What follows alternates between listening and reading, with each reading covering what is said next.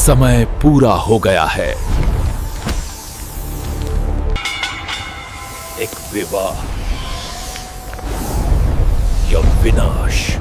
चंद्रपुर, चारों तरफ घना जंगल, बीचों बीच एक प्राचीन शिव मंदिर और मंदिर के पीछे फैला हुआ एक रहस्यमयी इलाका जहां जाने की हिम्मत कोई नहीं करता था। गांव वाले उसे कहते थे नागावन। कहते हैं वहां सदियों से नागदेव का वास है। जो भी उन्हें देखने गया वो जिंदा वापस नहीं लौटा, और जो लौटा वो कभी पहले जैसा नहीं रहा। उसी चंद्रपुर में एक लड़की रहती थी, अनुष्का। शांत, गंभीर, अलग सी, ना ज्यादा बोलने वाली, ना हंसी ठिठोली में शामिल होने वाली। उसका संसार बस मंदिर था, दीपक की लौ और भगवान शिव का नाम। पीपल के पेड़ के नीचे बैठकर वो घंटों ध्यान करती रहती। उसकी आंखों में एक अजीब सी गहराई थी, जैसे वो कुछ ऐसा देख रही हो जो बाकी दुनिया नहीं देख पाती। गांव की औरतें अक्सर कहती, ये लड़की साधारण नहीं है। फिर आई अमावस्या की रात। आसमान में काले बादल गरज रहे थे, हवा तेज थी, मानो प्रकृति किसी आने वाली घटना की चेतावनी दे रही हो। उसी रात अनुष्का ने एक सपना देखा। वो नागवन के बीच खड़ी थी, चारों तरफ हजारों नाग, उनकी आंखें अंगारों की तरह जल रही थी। और तभी एक विशाल नाग उसके सामने प्रकट हुआ। उसका फन आकाश को छू रहा था और उसके मस्तक पर जड़ा रत्न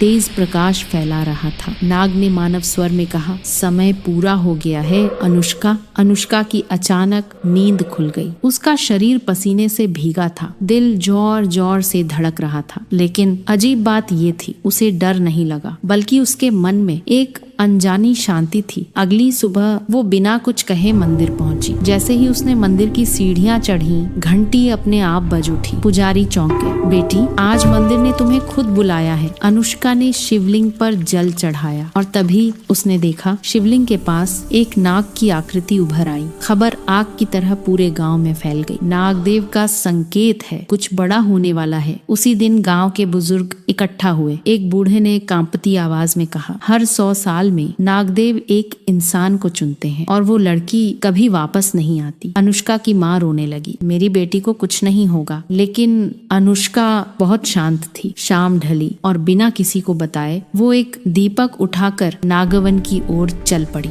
गांव वाले पीछे दौड़े, मत जा, वो मौत का रास्ता है। लेकिन जैसे ही उसने नागवन की सीमा पार की, तेज हवा चली और सब लोग वहीं रुक गए, जैसे किसी अदृश्य शक्ति ने उन्हें रोक दिया हो। नागवन के बीचों बीच एक विशाल पत्थर था। धरती कांपी, जमीन फटी और वही विशाल नाग प्रकट हुआ जिसे उसने सपने में देखा था। डरो मत मानव कन्या, तुम्हें चुना गया है। अनुष्का ने हाथ जोड़ दिए। अगर ये भगवान शिव की इच्छा है तो मैं तैयार हूँ। पहली बार नागदेव की आंखों में करुणा दिखी। तुम पहली नहीं हो, लेकिन तुम आखिरी हो सकती हो। आखिरी किसकी?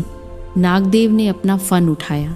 रत्न की रोशनी से पूरा जंगल जगमगा उठा और तभी अनुष्का ने देखा कई स्त्रियों की परछाइयां। वो रो नहीं रही थी, वो मुस्कुरा रही थी, शांत, निर्भय। नागदेव बोले, एक विवाह होगा जिससे श्राप टूटेगा या फिर पूरा गांव नष्ट हो जाएगा।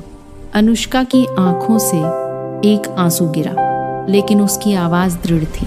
अगर मेरी एक कुर्बानी से सब बच सकते हैं तो मैं पीछे नहीं हटूंगी।